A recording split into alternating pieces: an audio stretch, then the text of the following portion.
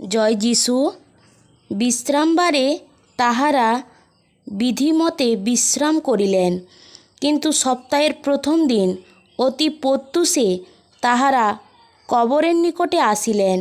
যে সুগন্ধি দ্রব্য প্রস্তুত করিয়াছিলেন তাহা লইয়া আসিলেন, আর দেখিলেন কবর হইতে প্রস্তরখানা সরানো গিয়াছে, কিন্তু ভিতরে গিয়া প্রভু যীশুর দেহ দেখিতে পাইলেন না।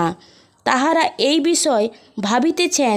এমন সময়ে দেখো, উজ্জ্বল বস্ত্র পরিহিত দুই পুরুষ তাহাদের নিকটে দাঁড়াইলেন।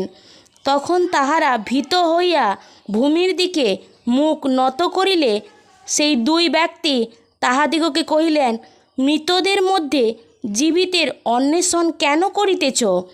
তিনি এখানে নাই, কিন্তু উঠিয়াছেন। গালিলে থাকিতে থাকিতেই তিনি তোমাদিগকে যাহা বলিয়াছিলেন তাহা স্মরণ করো।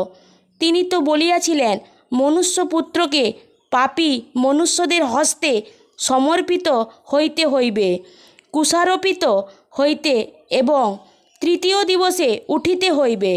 তখন তাহার সেই কথাগুলি তাহাদের স্মরণ হইল, আর তাহারা কবর হইতে ফিরিয়া গিয়া সেই 11 জনকে ও অন্য সকলকে এই সমস্ত সংবাদ দিলেন।